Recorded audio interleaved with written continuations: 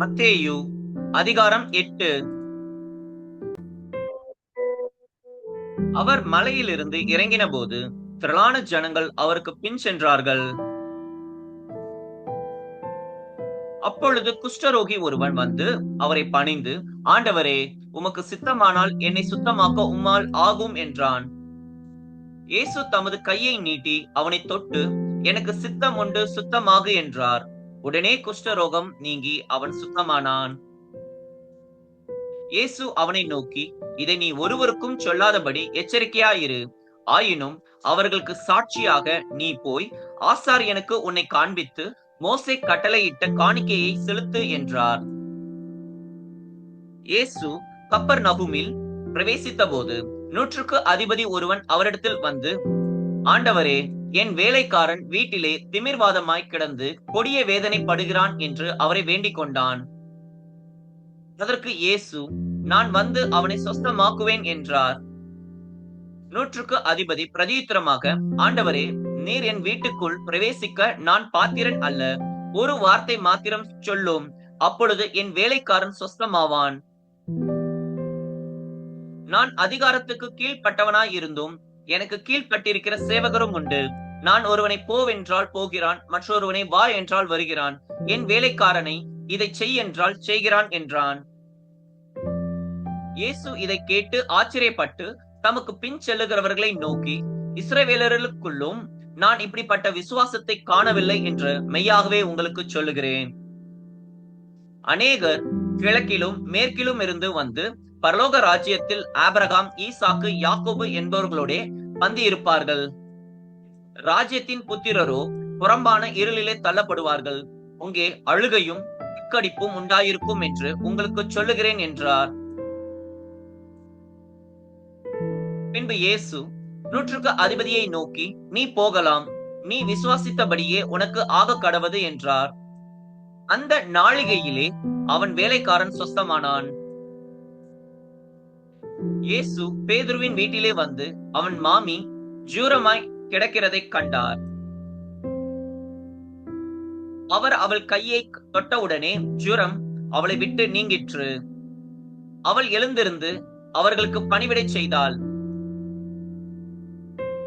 சுத்தமனமான போது பிசாசு பிடித்திருந்த அநேகரை அவரிடத்தில் கொண்டு வந்தார்கள். அவர் அந்த ஆவிகளை தமது வார்த்தையினாலே துரத்தி பிணியாளிகளை எல்லாரையும் சொஸ்தமாக்கினார்.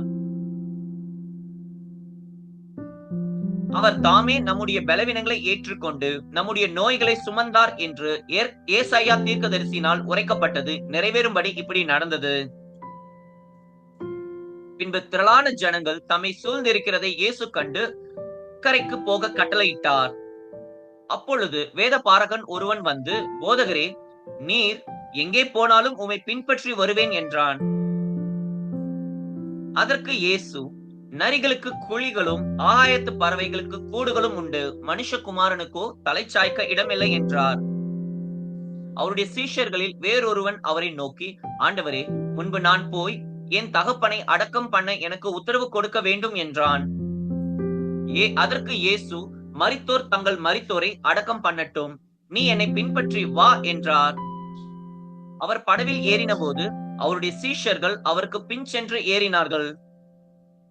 அப்பொழுது படகு அலைகளினால் மூடப்படத்தக்கதாய் கடலில் பெருங்காற்று உண்டாயிற்று. அவரோ நித்திரையாயிருந்தார். அப்பொழுது அவருடைய சீஷர்கள் வந்து அவரை எழுப்பி, ஆண்டவரே, எங்களை ரட்சியும், மடிந்து போகிறோம் என்றார்கள். அதற்கு அவர், அற்ப விசுவாசிகளே, ஏன் பயப்படுகிறீர்கள் என்று சொல்லி எழுந்து காற்றையும் கடலையும் அதட்டினார். உடனே மிகுந்த அமைதல் உண்டாயிற்று. அந்த மனுஷர்கள் ஆச்சரியப்பட்டு, இவர் எப்படிப்பட்டவரோ, காற்றும் கடலும் இவருக்கு கீழ்ப்படுகிறதே என்றார்கள்.